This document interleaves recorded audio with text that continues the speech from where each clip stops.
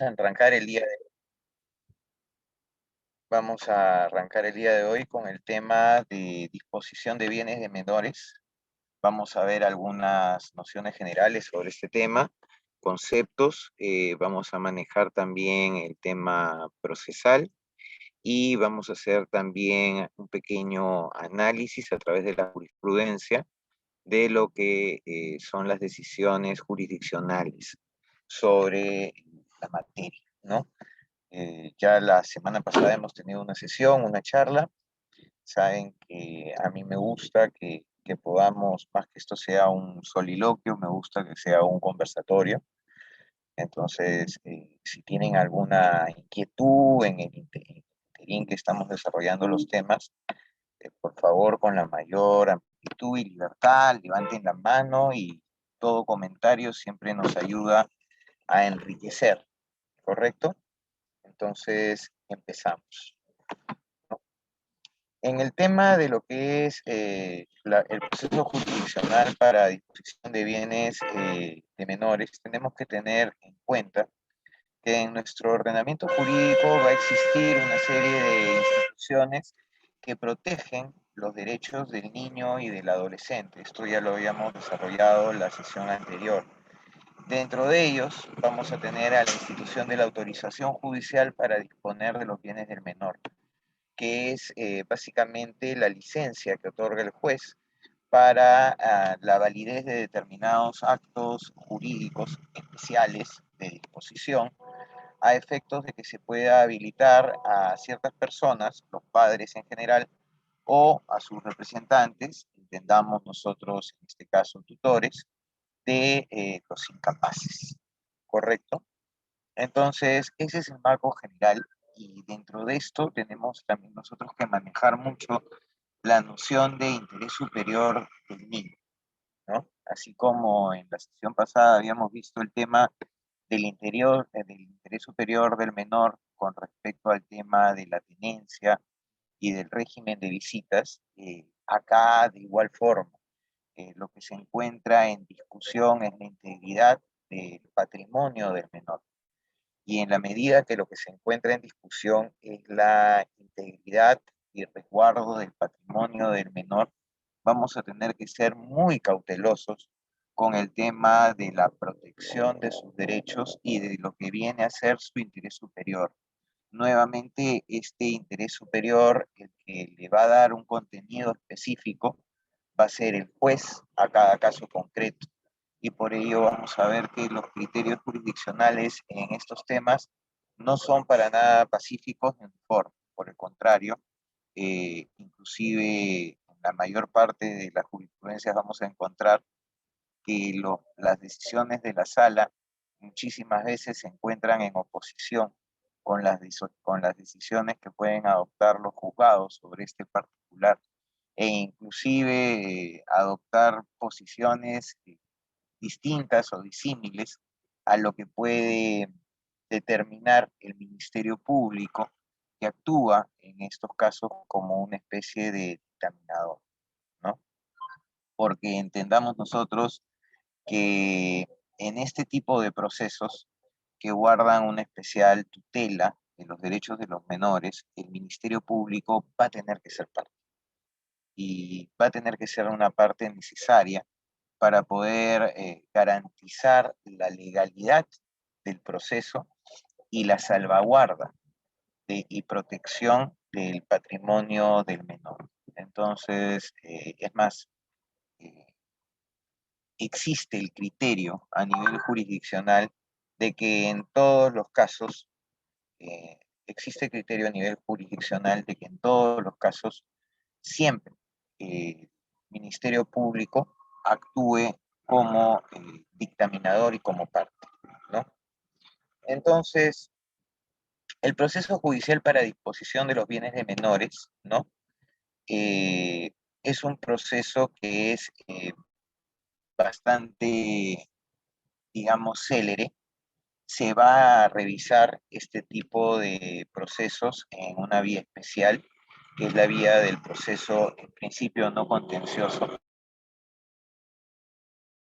No existe una parte sobre la cual contraponer un interés que se encuentre en oposición. Por el contrario, lo que se encuentra en discusión es el interés superior del menor, ¿no? Entonces, desde esta perspectiva, estos procesos judiciales para disposición de los bienes de los menores, ¿no? Se van a tramitar en la vía del proceso no contencioso, ¿no? Ahora, ¿a qué se denominan los bienes de los menores de edad? Podemos denominar de que los bienes de los menores de edad son aquellos bienes que adquiere un menor de edad por su trabajo. Por ejemplo, cuando nosotros hablamos de los niños artistas, ¿no? Nosotros vemos a cada rato que hay niños, pues, que por ejemplo son actores, o cantantes, o tienen determinadas habilidades, o realizan determinados oficios con autorización de sus padres y estos oficios les permiten la adquisición pues de un patrimonio bastante importante y a muy temprana edad, ¿no?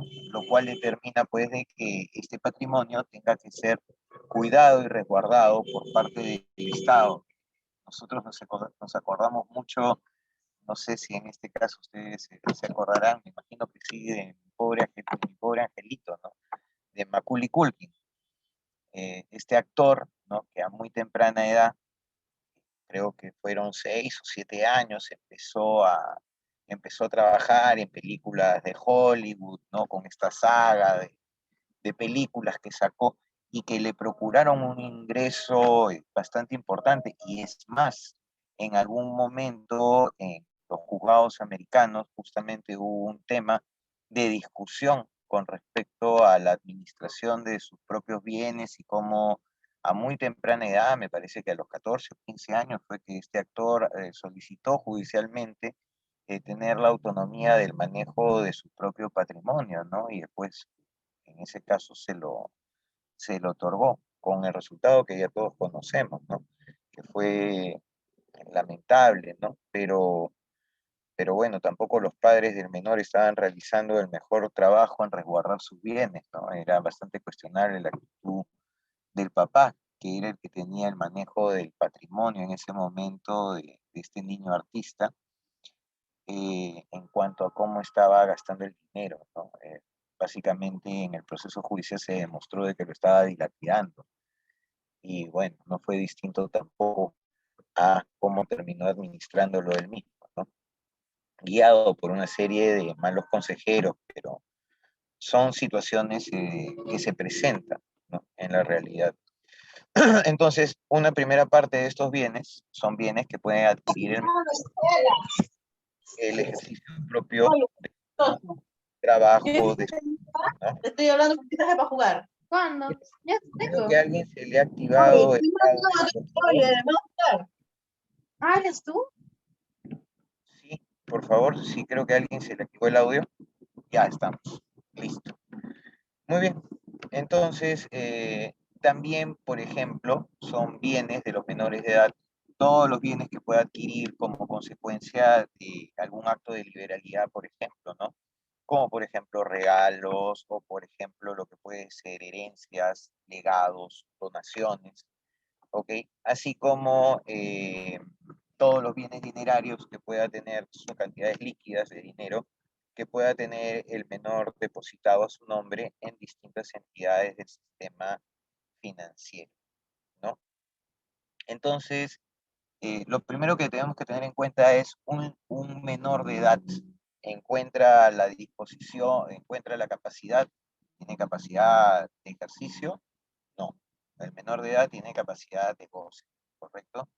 Entonces, la capacidad de ejercicio legalmente se adquiere a través de determinadas condiciones, o de la mayoría de edad o del cumplimiento de determinadas condiciones especiales que puede establecer el Código Civil para el adelantamiento de la adquisición de esta capacidad, ¿no? Como por ejemplo el caso del matrimonio para los padres adolescentes, o de repente el haber adquirido la capacidad para ejercer oficialmente una profesión o un oficio a nombre de la nación, que también te permite tener tu capacidad de ejercicio.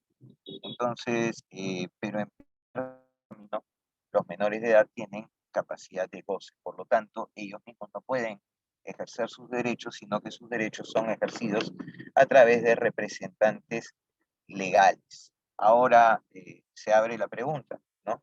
¿Quiénes pueden ser los representantes legales de estos menores con respecto a la administración y o disposición de sus bienes?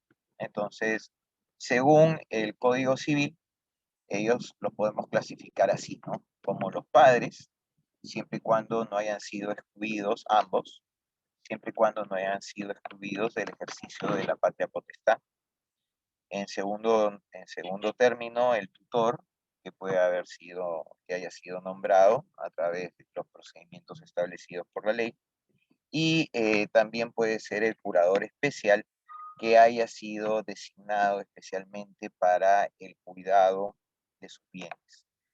Ahora, es importante tener en cuenta que va a existir siempre una limitación legal para disponer de los bienes o de los derechos de los menores de edad sin contar con autorización judicial. En principio, todo acto que se realice de disposición sobre los bienes de los menores sin contar con autorización judicial va a poderse determinar como nulo, ¿correcto? En general, los representantes de los menores tienen una facultad amplia de administración sobre los bienes, ¿ok? La administración que les permite la conservación de los bienes de los menores, la administración que les va a permitir de repente la protección inmediata del patrimonio del menor, pero de ninguna manera esta facultad de administración sobre los bienes constituye una autorización para realizar actos de disposición, ¿correcto? Debemos de entender de que un acto de administración siempre deberá ser entendido como, por ejemplo, el cuidar los bienes, el arreglar los desperfectos que pudieran tener, ¿no? Y cualquier otro de similar naturaleza, ¿no? Un acto de disposición, por el contrario, es un acto que implica ya un desprendimiento patrimonial. Por ejemplo, lo que viene a ser los actos de enajenación o de venta de los bienes de los menores. Para ese caso en particular, para lo que son los bienes, para lo que es la disposición de los bienes, ¿no? Siempre vamos a necesitar de la autorización judicial. Es así que el artículo 447 del Código Civil va a establecer de que los padres no pueden enajenar ni gravar los bienes de los hijos, ni contraer en nombre de estos obligaciones que excedan los límites de la administración, ¿ok? Salvo, dice el artículo 447 de nuestro Código Civil, que medien causas justificadas de necesidad o utilidad y previa autorización judicial. Acá ya vemos de que el código nos va perfilando, nos va esbozando los elementos básicos sobre el tema de la disposición judicial de los bienes. La regla general que establece el código es la prohibición, ¿correcto? A ningún padre en ejercicio de los derechos de patria potestad o representación legal que tiene sobre los hijos, ningún tutor o ningún curador especial tiene la facultad de enajenación. Así lo establece taxativamente el código. Los padres no pueden enajenar ni gravar los bienes de los hijos, ¿correcto? Ni contraer en nombre de estos obligaciones de los temas. Porque el código acto seguido dice, salvo causas justificadas. Son estas causas justificadas, el código también nos lo dice, las divide en dos, causas de necesidad o de utilidad. ¿Previo qué? Previa autorización judicial, lo que quiere decir de que la autorización que realiza el juez en atención al interés superior del niño, su necesidad, su utilidad, van a ser los requisitos o las condiciones preexistentes o preeminentes para que el juez pueda decretar, previa acreditación de las mismas, la autorización para que los bienes puedan ser enajenados o gravados, ¿no? Obviamente también el código establece de que el juez en determinados casos, una vez que autoriza la venta, la puede autorizar previa tasación que se realice del bien y a través de un procedimiento de subasta pública, ¿no? Siempre que así lo considere pertinente en atención a la protección de los mejores intereses del menor. ¿Okay? Para estos actos de disposición corresponde lo que es la autorización judicial, ¿ok? Y para que sean válidos y efectivos, se va a tener que proceder conforme el procedimiento y las condiciones que establecen también el artículo 786 del Código Procesal Civil, ¿no? Uno de los objetivos de que se pueda disponer de los bienes del menor es a fin de que se pueda garantizar la supervivencia del niño o del adolescente, ¿no? Porque ¿qué hace este menor si, por ejemplo, estamos en el caso del menor en el cual, como vamos a ver, existe una jurisprudencia bastante interesante que les he seleccionado para esta noche, que vamos a revisar, en la cual el papá fallece y deja una cantidad importante de dinero en el banco. Sin embargo, la mamá no tenía un medio de subsistencia importante, más allá de hacer trabajos de carácter eventual, como por ejemplo lavado de ropa o este tipo de actividades económicas que le permitían una subsistencia bastante precaria. Y era absurdo, por ejemplo, ¿no? En atención a ello, de que se guardara el dinero dentro de una cuenta de banco y no se pudiera disponer de él, porque había atención a utilizar justamente ese dinero de forma prudencial en la atención de los gastos de los menores, que no era suficiente, obviamente, con el fondo que podía procurar la madre a través de sus pequeños ingresos para poder atender a la supervivencia de sus hijos, ¿no? Entonces, justamente uno de los objetivos de la autorización judicial para disponer de los bienes de los menores es que se pueda garantizar la supervivencia del niño o del adolescente, ¿no? Esta institución, a su vez, también la vamos a encontrar regulada en el artículo 109 del Código de los Niños y Adolescentes, el cual prescribe taxativamente que quienes administran los bienes de los niños o adolescentes necesitan autorización judicial para poderlos gravar o enajenar por causas justificadas de necesidad o de utilidad de conformidad con lo que establece el Código Civil.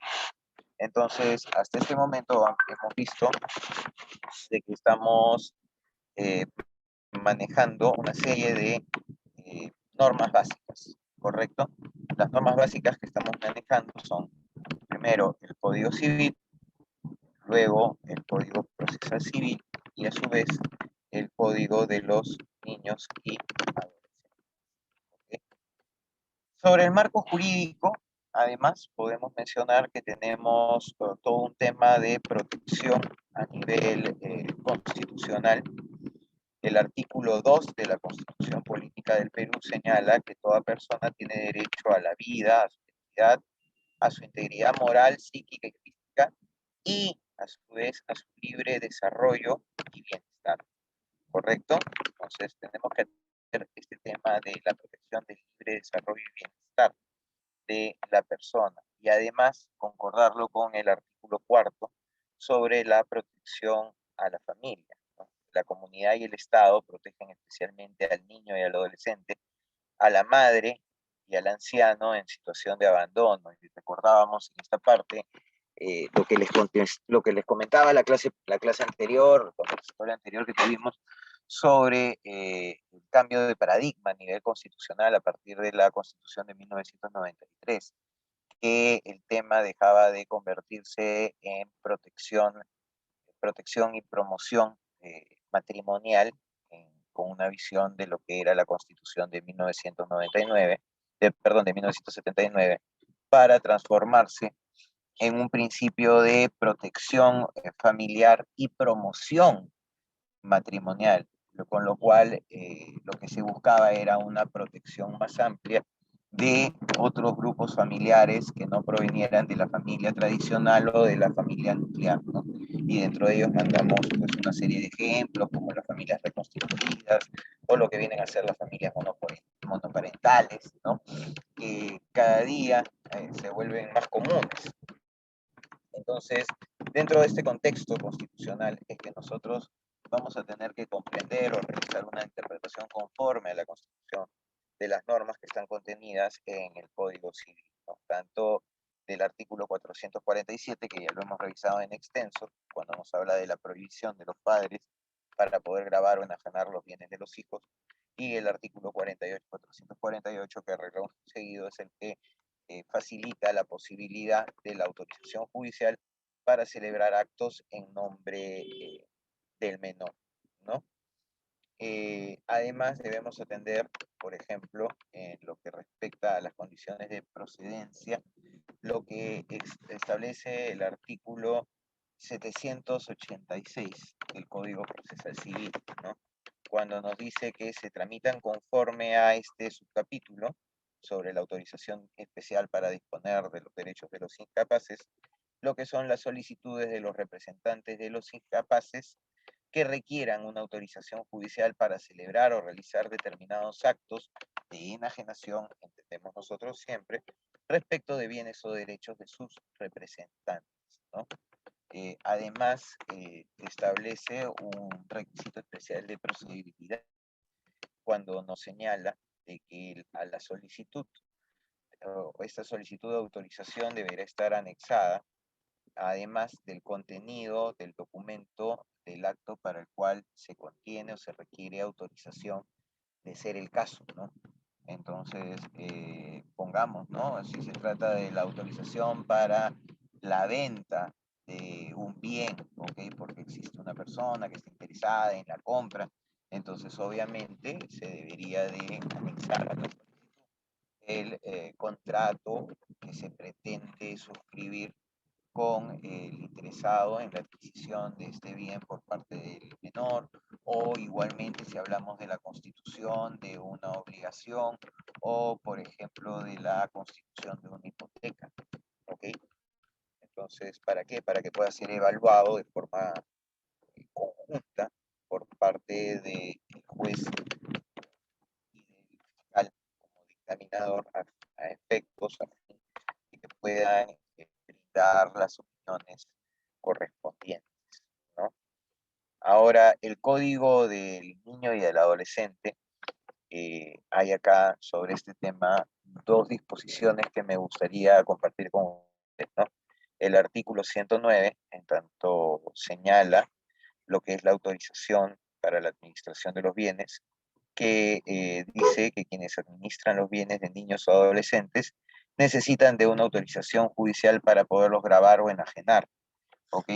Y acá guarda correspondencia con lo que establece el Código Civil, porque señala, sea esto por causas justificadas, uno, o de utilidad, ¿correcto? Entonces, siempre estos dos elementos, ¿no? Las causas justificadas que se vinculan con una cuestión de necesidad y por el otro lado, la utilidad, es decir, el provecho que puede venir en favor del patrimonio, de la protección o del crecimiento del patrimonio del menor como consecuencia justamente del acto de disposición. Y el artículo 110, ¿no?, de la referida norma, en tanto señala con respecto a la actividad probatoria de que el administrador o, en este caso, pues quien ejerce la representación del menor deberá de presentar al juez conjuntamente con la demanda todas las pruebas que acrediten la necesidad o utilidad del contrato o del acto de disposición que se esté solicitando, ¿no? Y indicando expresamente cuáles son los bienes que pretenden enajenar o gravar en caso se trate, pues, de bienes, por ejemplo, muebles o inmuebles, o cuáles son las cuentas que posiblemente se pretenderían afectar, donde, por ejemplo, exista dinero, cantidades líquidas que puedan ser utilizadas de forma directa en provecho del mantenimiento del menor, ¿no? Entonces, la carga de la prueba corresponde a quien este caso presenta la solicitud. O sea, es de cargo del representante del menor que está solicitando la autorización de enajenación o disposición de estos bienes, ¿no? En cuanto a la relación de actos para poder o que necesitan de autorización judicial, el artículo 448 del Código Civil establece un numerus clausus, ¿correcto? Es decir, establece una relación cerrada sobre la cual no se puede añadir ninguna otra causal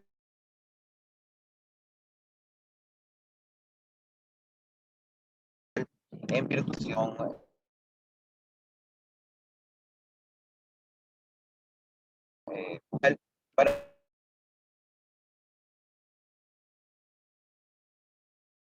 para poder abrir los se pretende efectuar más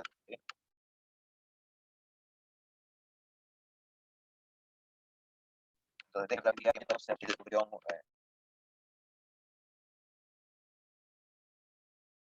judicial de los bienes del patrimonio del menor.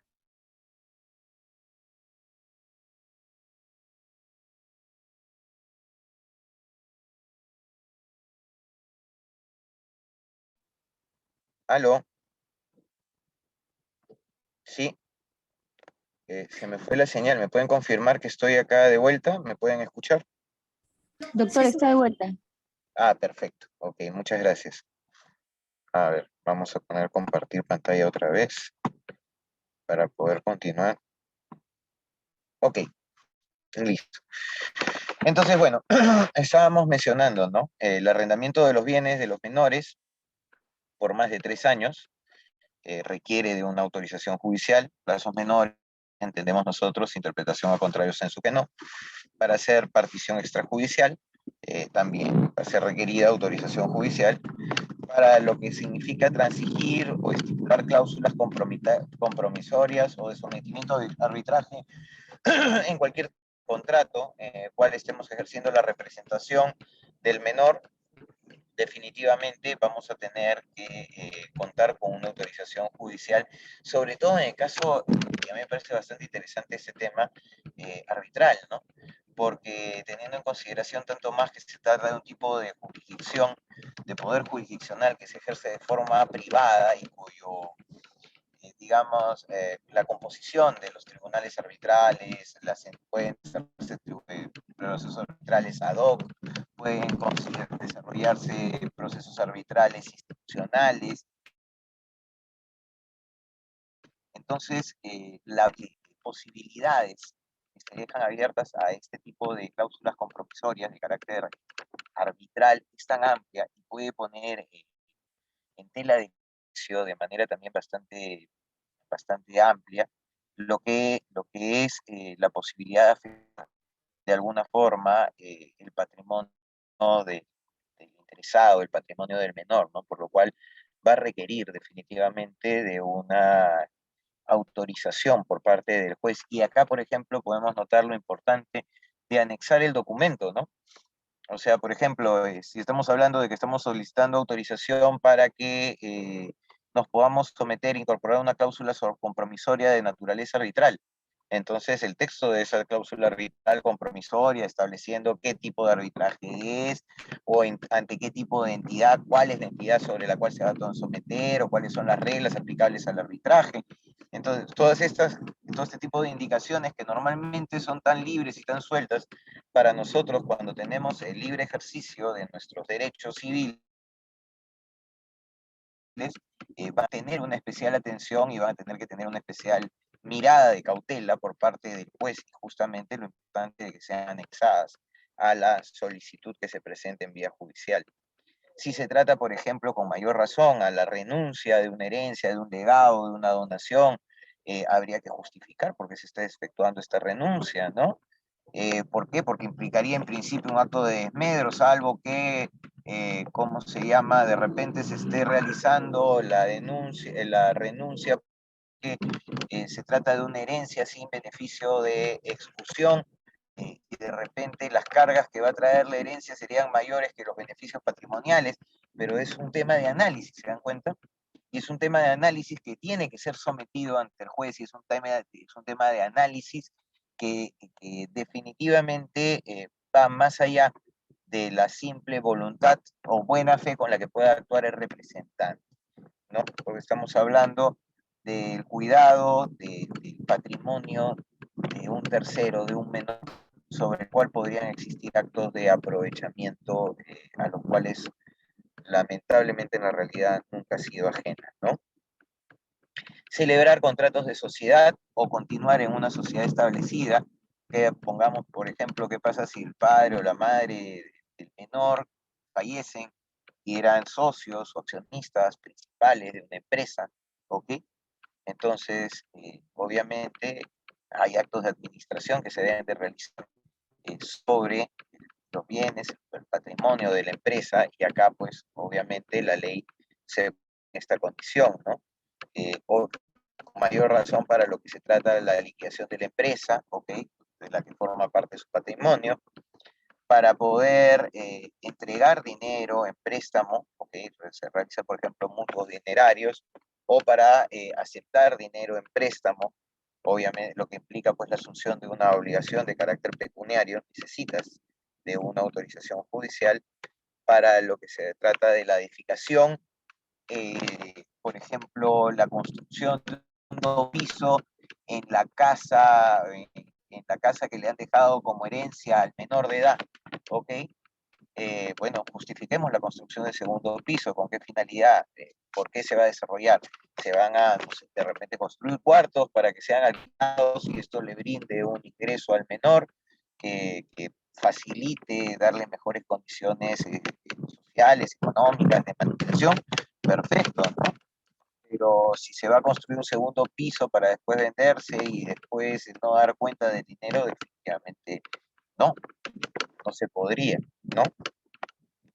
Para aceptar, como ya hemos mencionado, donaciones legales con que tengan algún tipo de carga, ¿okay? Necesitar definitivamente de una autorización, y para el hecho, en el caso en el cual se participe en procesos judiciales, para convenir con la demanda, ¿okay? Para, por ejemplo, allanarse a una demanda, se va a necesitar de una autorización judicial, ¿no? No muchas veces somos ajenos a los casos de fraude procesal, ¿no? Fraude que de alguna manera puede determinar el perjuicio del patrimonio del menor, ¿no? Entonces, en doctrina, nosotros podemos definir a esta autorización judicial como una venia o licencia del juez que se requiere para la validez de determinados actos jurídicos. Entendemos nosotros, en adición a lo que señala Osorio, actos de especial relevancia de disposición, a efectos de poder habilitar a ciertas personas o a sus entendidos como representantes de los incapaces para que puedan realizar de forma válida estos actos. Los padres biológicos, en términos generales, son los que sustentan los gastos de sus hijos, ¿ok? Esto, como todos sabemos, es una obligación y deber de todos los padres, ¿no? Y a los que la ley le otorga la potestad de disponer de sus bienes de forma amplia, ¿ok? Que hayan sido dejados a sus hijos. Pero esta facultad es una facultad, como ya hemos entendido nosotros, de administración general, ¿ok? ¿Y para qué? Para ser utilizados únicamente en beneficios del menor, para poder cubrir lo que son sus necesidades básicas: alimentación, vestido, vivienda, educación, recreación o cualquier otro tipo de necesidad que sea propia del desarrollo del menor dentro de su contexto familiar, ¿correcto? En esta parte nosotros no solamente creemos que es en el contexto de una familia nuclear, sino nosotros creemos que es en el contexto de cualquier tipo de organización familiar, y ahí sí nos alejamos un poco de la definición que nos ofrece este autor, ¿no? Peralta, en su Tratado de Derecho de Familia. Ahora, los padres pueden ejercer de una forma amplia la facultad de administrar los bienes de sus hijos, ¿ok? pero esta facultad se encuentra restringida para disponer de ellos, ya que la administración como tal siempre va a tener límites, ¿no? Y va a implicar fundamentalmente la obligación de cautelar de forma efectiva el patrimonio de los hijos, ¿no? Acá nosotros hemos tomado la posición doctrinal del doctor Enrique Barsi, con el cual en este aspecto sí estamos completamente de acuerdo, ¿no? Bueno, hemos discrepado en otros temas, por ejemplo, en el tema de los consejos de familia, ¿no? Hemos tenido la oportunidad de dialogar y discutir con él en foros académicos para el doctor Barsi los consejos de familia, que son instituciones anacrónicas que existen en el Código Civil y que no tienen ninguna aplicación práctica.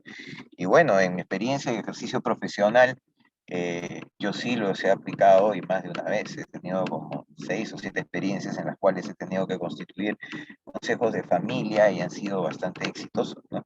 Y sobre todo, si echamos una mirada un poco más allá de la realidad limeña y vemos la realidad provinciana, vamos a ver de que esta institución del Consejo Familiar tiene una vigencia y una presencia muy, muy importante, sobre todo para cautelar el destino de los menos protegidos dentro de la organización familiar, que son usualmente los menores, ¿no? Entonces, pero en este punto sí compartimos opinión, ¿no?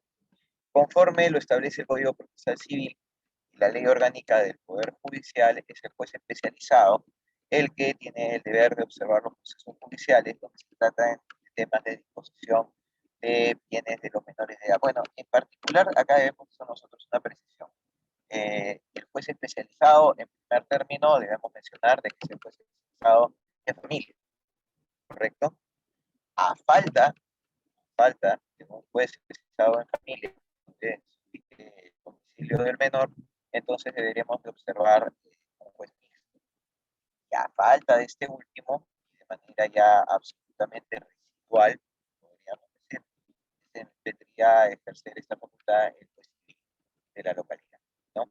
Pero debemos de entender que en la mayor parte de contextos y en donde exista un juez, una especialidad familiar, se deberá de atender las solicitudes de este tipo, y ojo, que estoy utilizando la palabra solicitud y no demanda, las solicitudes de este tipo de autorización judicial para disposición de bienes ante los jueces especializados en familia, antes que en ese orden de prelación, ¿no? Primero veamos o acudamos a un juez de familia, después veamos o vayamos donde un juez mixto y en última instancia ya ante el juez civil, ¿no? Sobre el tema de la competencia, siempre recordemos que en este caso nos vamos a guiar por las reglas de aplicación general que establece el Código Procesal Civil, y el artículo 21 del Código Procesal nos precisa este particular que en todo lo que tenga que ver con el ejercicio de la patria potestad, como lo es la administración y posesión de bienes, deberá de atenderse al domicilio del menor de edad, no al domicilio de su representante, ¿correcto?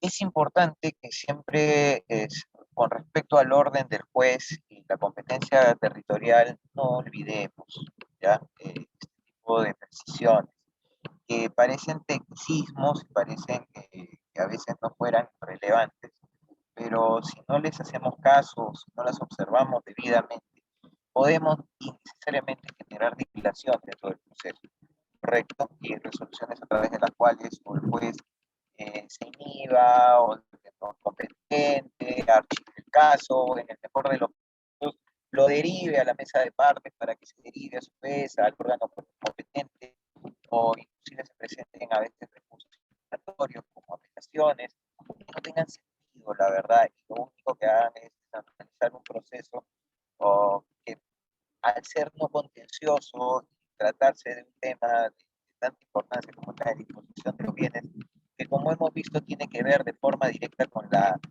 eh, manutención y el cuidado de los menores, debe ser siempre, o debemos cuidar de que sea siempre lo más célere posible, ¿correcto? Entonces, tengas en cuenta además lo importante que corre acá, ¿no?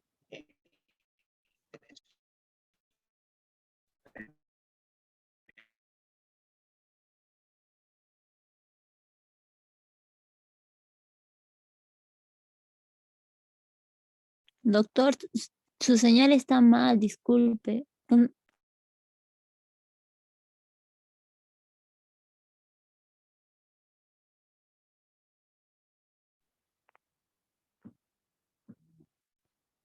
Ya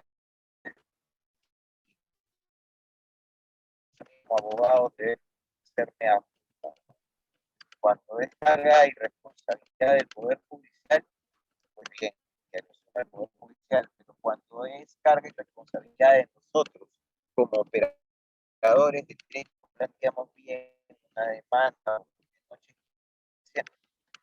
entonces mejor en ese tipo de circunstancias debemos nosotros de hacer el mejor correspondiente para justamente evitar ese tipo de circunstancias que no favorecen. Aquí yo quisiera preguntarles si tienen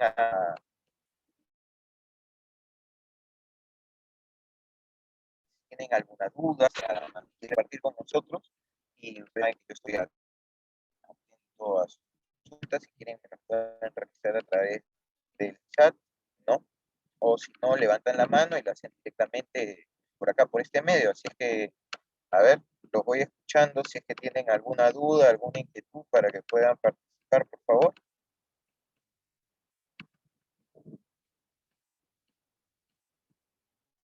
Profesor, yo tengo una duda. Si una persona ya ha apelado 2 veces, ¿no es cierto?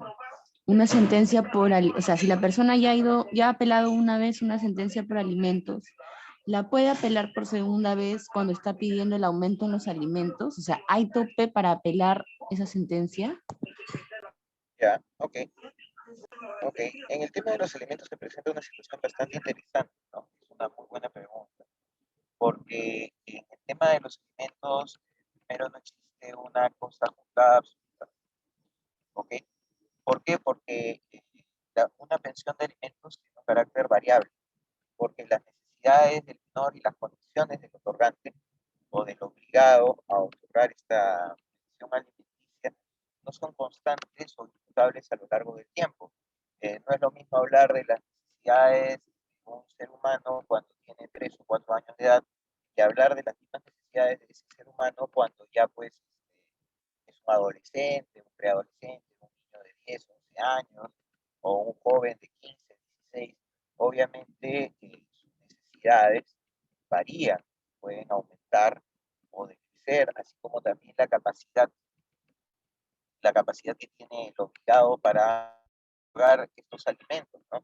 Puede ser de que en un momento tenga un mayor ingreso económico, en otro momento no lo tenga o se reduzca de forma considerable.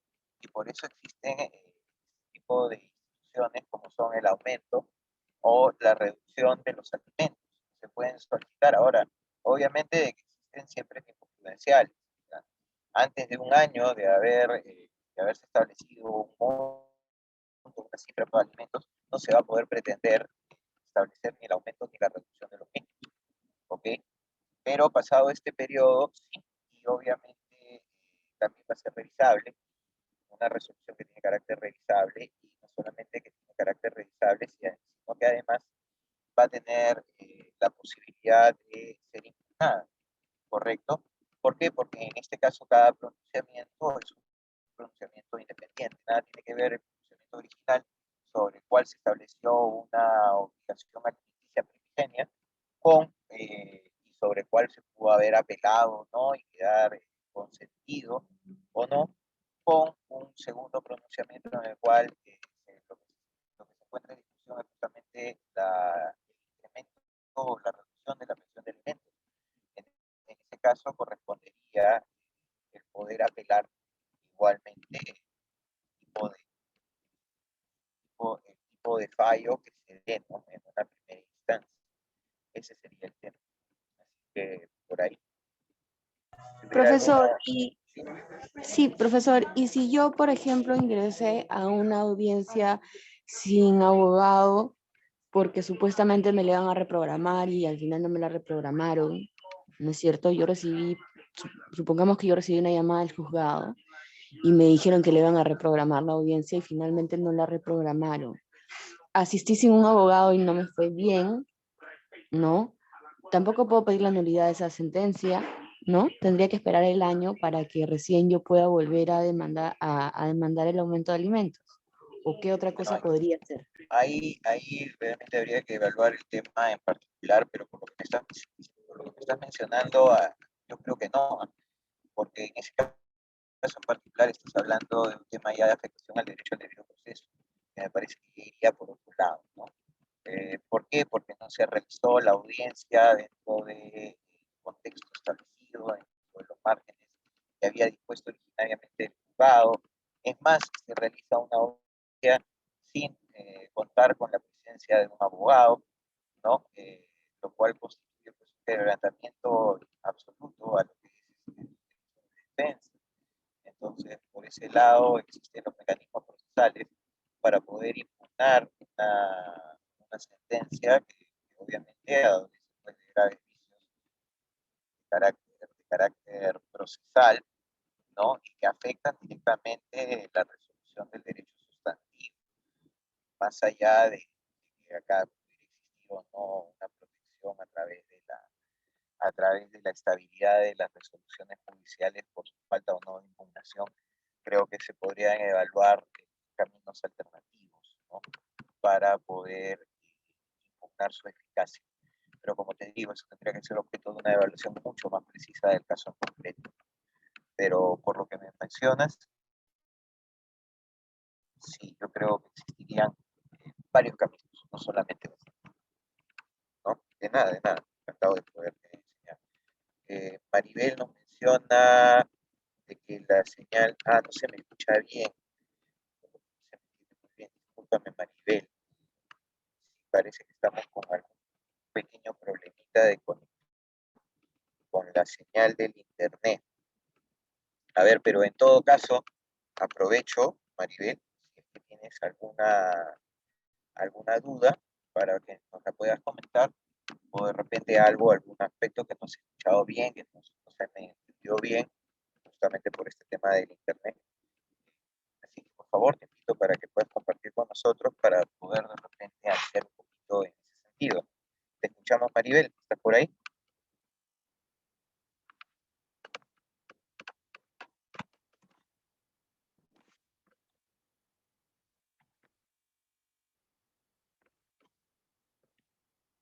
Maribel, no creo que nuestra amiga Maribel no está ahí en este momento. Ok, ya está, listo. Acá te estoy copiando, Maribel, a través del chat. Por supuesto que sí, ¿no? En un momento vamos a empezar a compartir algunos casos para poder ir viendo mejor desde la perspectiva de la jurisprudencia el tema de la disposición judicial de los bienes, ¿ya? No te preocupes, Maribel. Encantado de poder compartir con ustedes. A ver, muchachos, son las 7:54 de la noche. Eh, Démonos un break, 5 minutos. Encantado, Maribel, no tiene nada que agradecer.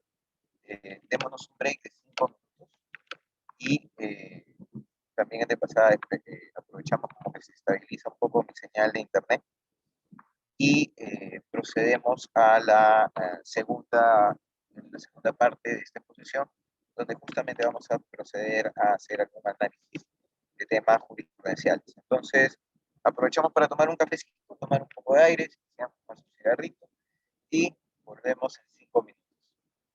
¿Listo, muchachos? ¿Me están copiando? Ajá, listo. A ver, vamos a continuar. Vamos a poner otra vez acá compartir pantalla. Ok. Y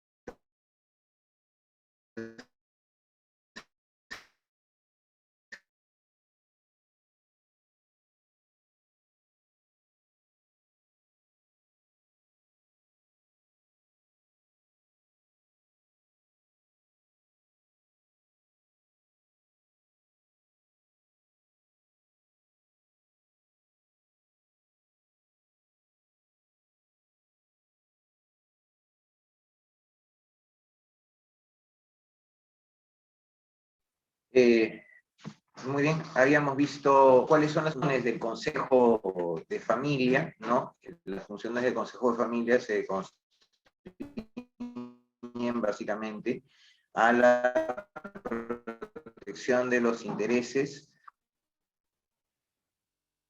que son los más vulnerables dentro de la composición familiar, entendemos nosotros, los menores de edad, ¿ok? Que se encuentran pues, en una protección directa. La composición del Consejo de Familia, el artículo 623 del Código Civil, es claro al señalar que se compone de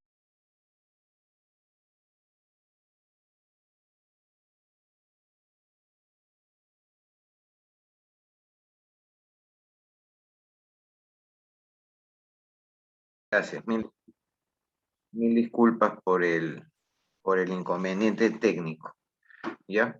Entonces, dentro de la composición del Consejo de Familia estábamos mencionando de que va a estar constituido por las personas que hayan sido designadas por testamento o por escritura pública del último de los padres, ¿correcto? Que tuvo bajo su patria potestad o su cuidado, su curatela al menor, ¿ok?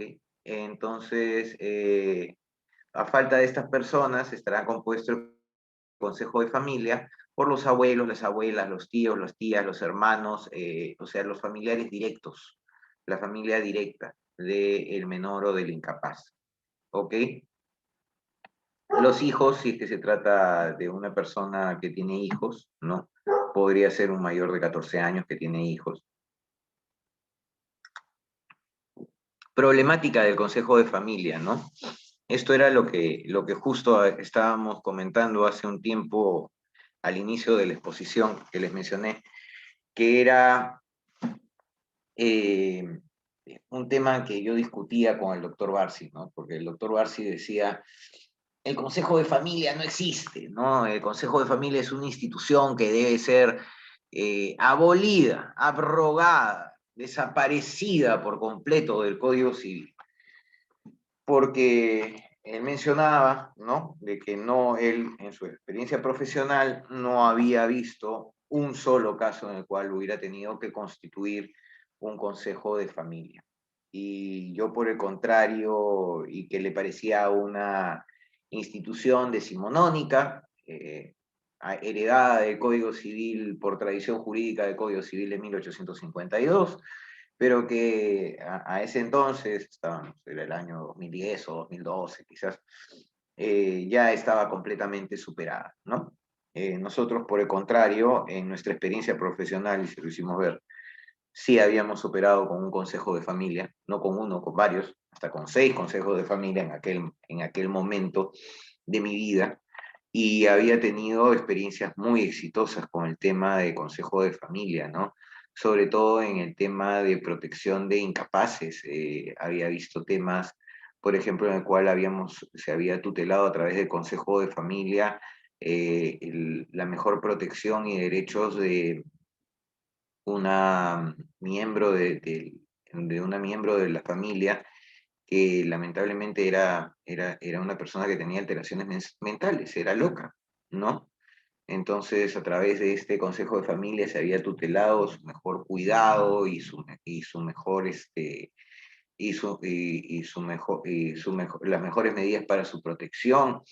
Habíamos visto otro tema de derecho de familia, donde los miembros del consejo de familia, los hermanos mayores, se habían puesto de acuerdo para instituir una beca familiar, sobre la cual tenían aportes, constituían ellos aportes a un fondo común, y este fondo común era destinado para el sobrino que tuviera el mejor rendimiento académico, para que así pudieran, digamos, los miembros menos afortunados del grupo familiar la posibilidad de superar estas limitaciones de carácter económico.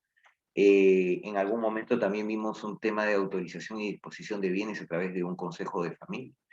Entonces, ¿qué pasó? Obviamente, ¿no? Por las manos y aprobación previa del consejo de familia. Entonces, sí, pues el consejo de familia no es, yo considero, y hasta ahora lo pienso, de que no es una institución que deba dejarse de lado dentro de nuestra organización jurídica, ¿no? La fiscalía siempre, como ya les he mencionado, ¿no? Debe de participar en estos casos por la protección de los intereses de los menores de edad y el interés superior del niño, ¿no? No voy a ahondar un poco más en este tema, ¿no? Más allá de la opinión de mi amigo el doctor Plácido, ¿no? Cuando señala, ¿no? Respecto a los intereses de los niños, niñas y adolescentes, y señala que es el deber de considerar su interés superior lo que se impone como criterio que debe surgir a sus padres o responsables en el cuidado de su persona y bienes, y que debe tener en cuenta el juez familiar para salvaguardar su integridad y tutela en extenso de sus derechos específicos. ¿Qué es lo que nos está tratando de decir de forma resumida? Y con menos flor, digamos. A ver, ¿no? Un poco de menos flor. ¿Qué es lo que nos está tratando de decir el doctor Plácido ahí? Lo que nos está tratando de decir es básicamente de que el interés superior va a tener que ser evaluado caso por caso. Y de que en este interés superior lo que le vamos a tener que dar es un contenido específico. Y el contenido específico viene establecido en la propia ley, que va a ser la justificación de la necesidad, o va a ser que el patrimonio del menor, en lugar de deteriorarse, tenga una mejor y más eficaz protección, ¿correcto? En atención al interés superior de y voy a dejarlo de llamar niño para hablar de ser humano, en atención superior a la protección de este ser humano, ¿no?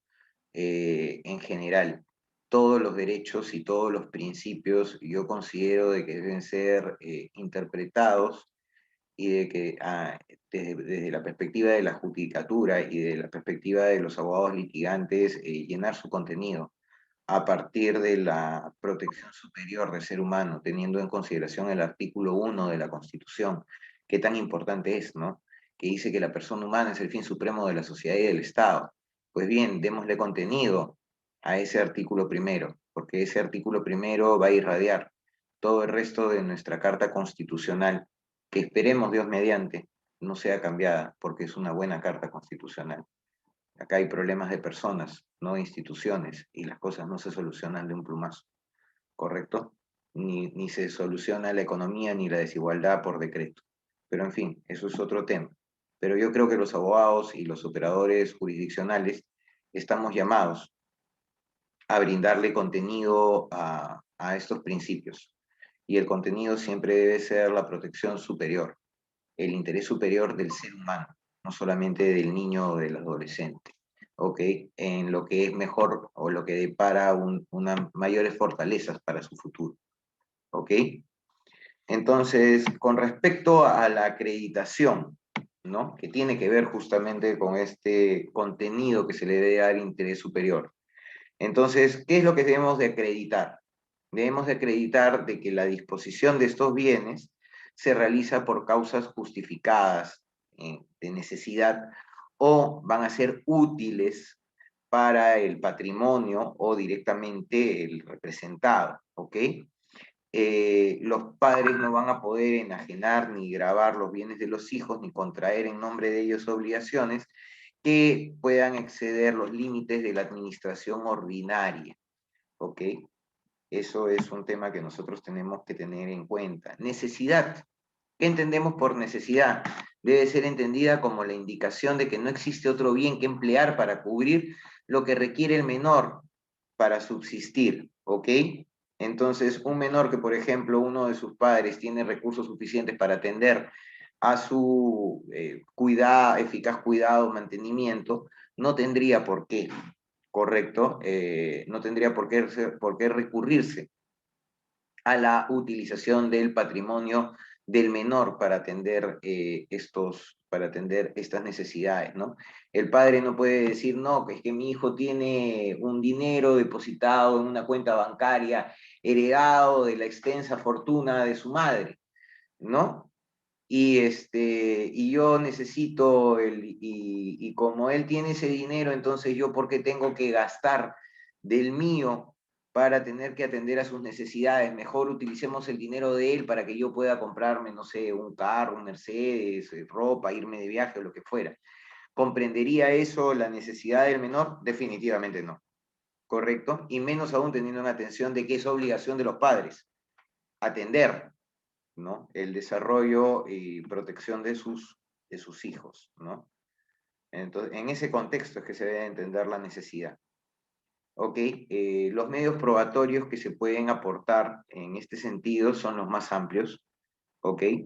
Siempre que se cumplan con las finalidades del proceso donde son ofrecidas, podría ser una prueba documental, podría ser una prueba pericial, por ejemplo, podría ser una prueba pericial, podría ser una tasación sobre los bienes, es una prueba pericial, de carácter pericial, podría ser una prueba documental a través de la cual se acrediten la existencia de obligaciones o los gastos del menor, los recibos de pago, del mercado, de lo que fuera, del colegio, de lo que se necesita para atender las necesidades del menor. Podrían ser pruebas testimoniales, ¿ok?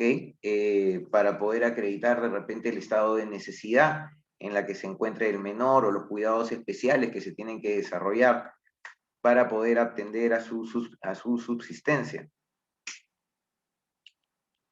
En este sentido, el Código Procesal Civil no nos ofrece mayores limitaciones para poder aportar los documentos, los medios probatorios que nosotros consideremos oportunos, ¿no? La formalización de la autorización es un acto que no debemos olvidar, queda a absoluto criterio y discrecionalidad del juez, ¿correcto? La protección que se le otorga a los menores de edad genera una serie de barreras, ¿ok? Que solamente van a poder ser salvadas o sobrepasadas por el buen entendimiento, por el leal saber y entender del juzgador en cada caso en particular, ¿correcto? ¿Se puede demandar la nulidad de los actos jurídicos celebrados por los padres sin la correspondiente autorización judicial? Por supuesto que sí, no olvidemos en principio de que estos actos, el propio interesado, una vez que adquiere, por ejemplo, la mayoría de edad, tiene un plazo máximo para poder solicitar la anulación de estos actos, ¿no? Conforme lo prescribe el Código Civil, ¿no? El Código Civil señala de que el hijo, dentro de los años siguientes a alcanzar la mayoría de edad, puede demandar la nulidad del acto de disposición. Los herederos del hijo, dentro de los 2 años siguientes a su muerte. Igualmente, el representante legal del hijo, si durante la minoría de edad ha cesado uno de los padres o los dos en el ejercicio de la patria potestad, ¿no? Entonces, existen casos. Ahora, lo que yo quisiera comentar con ustedes es un tema de una resolución, un caso concreto. Esta es un caso que ocurrió, que fue resuelto en segunda instancia por la Corte Superior de Justicia del Santa, ¿ok?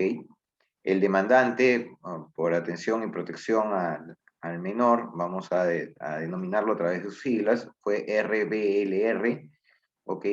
El demandado, emplazado en este caso, el Ministerio Público, y la materia, como vamos a intuir obviamente, ha sido autorización judicial para disposición de bienes del menor, ¿no? Entonces, a ver, vamos a ver un breve resumen acerca del caso, ¿no?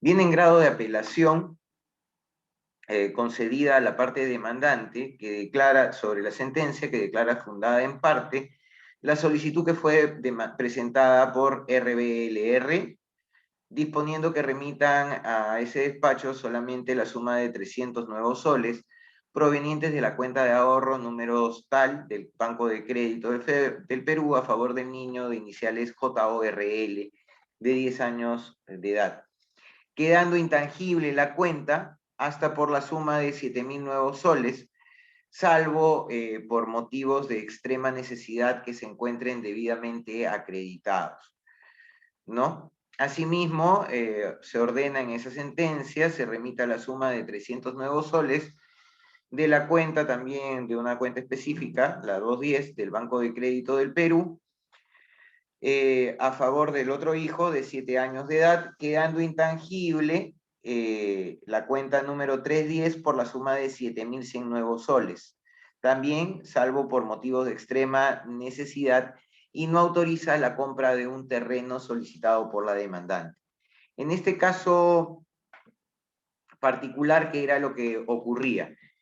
Había fallecido el padre de estos dos niños, ¿no? Era un trabajador, una persona de esfuerzo, que tenía sus propios recursos, tenía sus propios ingresos, y había fruto de estos recursos, de estos ingresos, con mucho esfuerzo, había tenido sus cuentas de ahorros en el banco, donde había dejado algunas cantidades importantes de dinero, ¿no? Y sobre las cuales sus hijos obviamente se constituían automáticamente en herederos.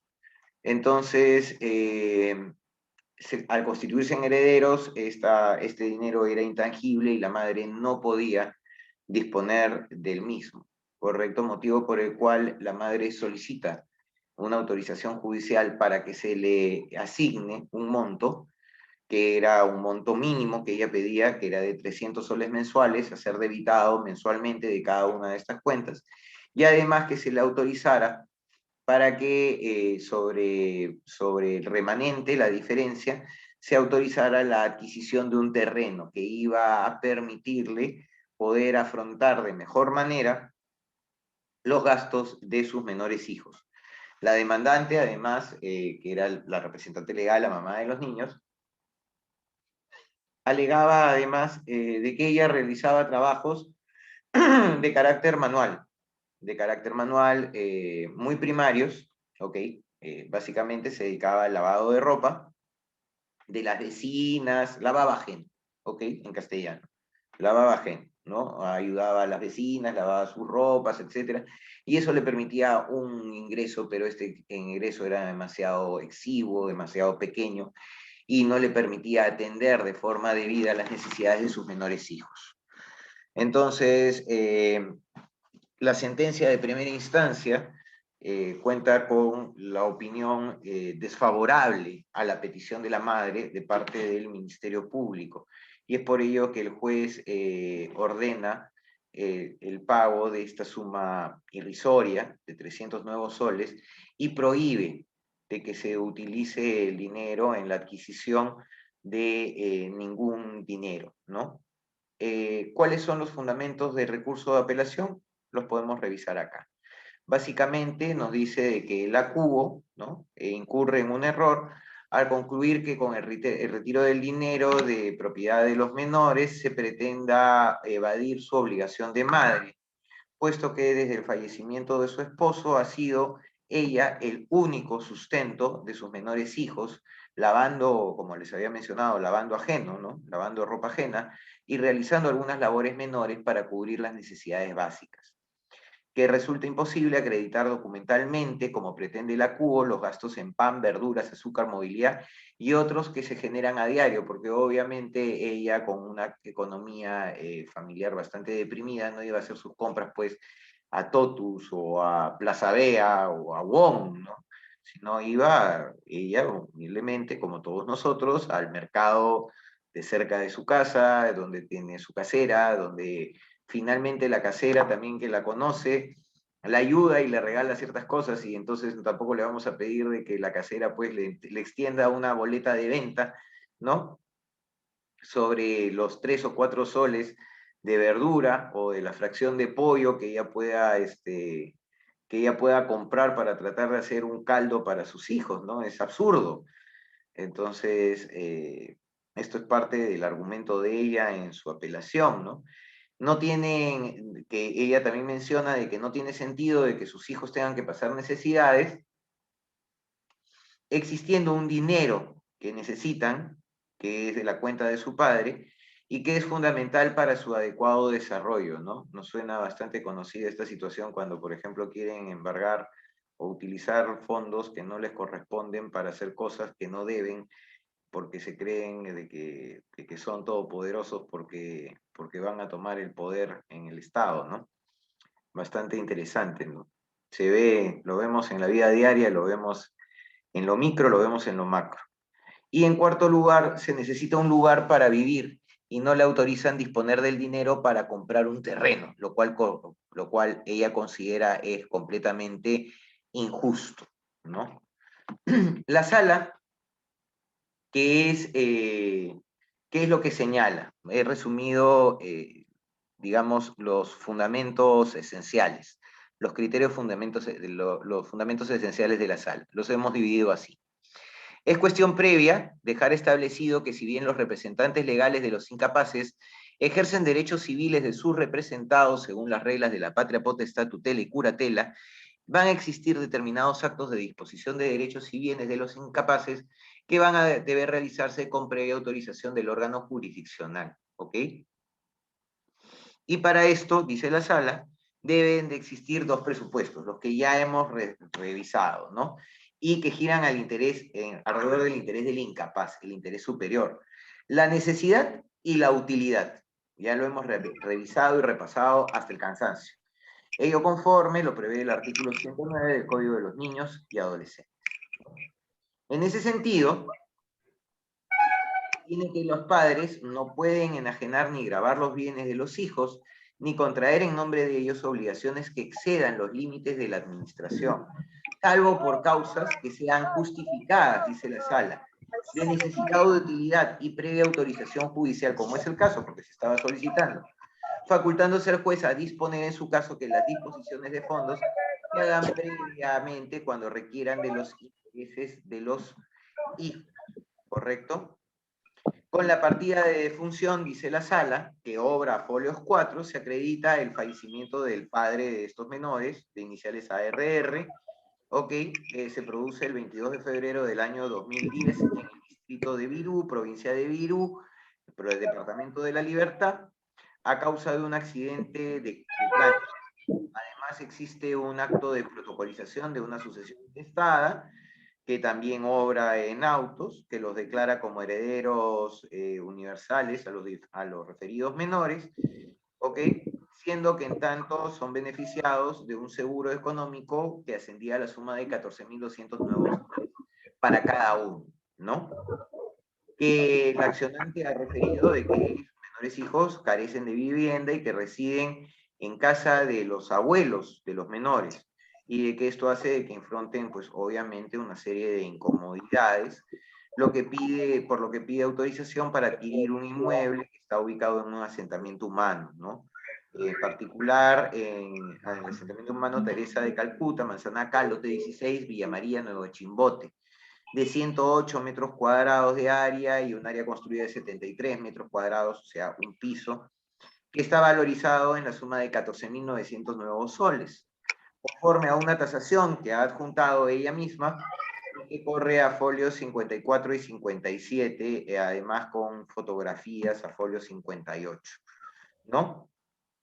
Entonces, dice la sala que estando a lo normado en modo imperativo por el artículo 453 del Código Civil, en cuanto dispone que el dinero de los menores debe ser invertido en predios, corresponde estimar la petición que ha sido formulada por la actora, debiéndose conceder la autorización para la compra de vivienda antes citada.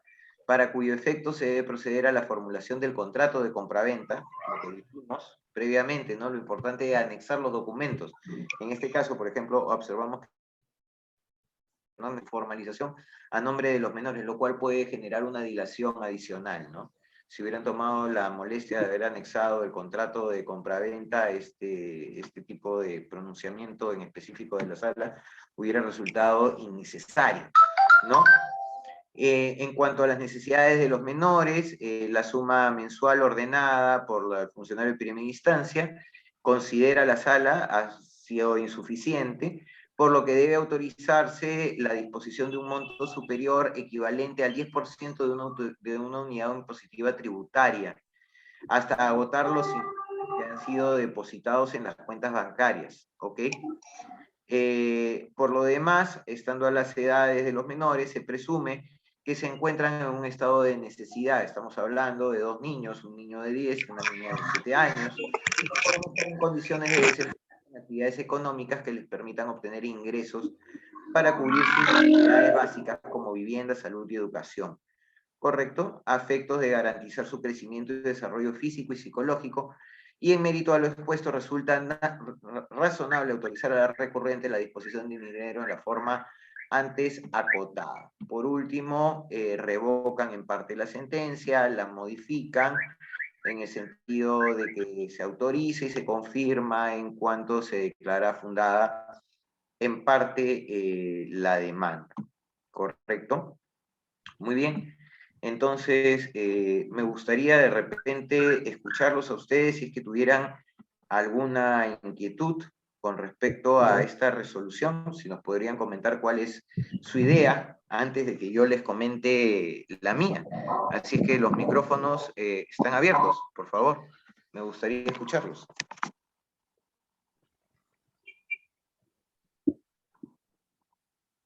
De repente Maribel quisiera empezar. Bueno, comentándonos qué les pareció el caso, cuál es su criterio, su idea.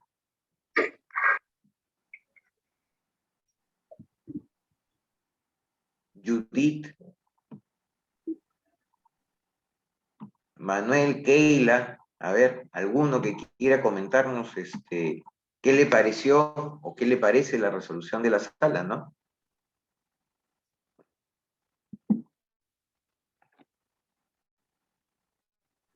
José Ricardo, te escuchamos. ¿Estás por ahí?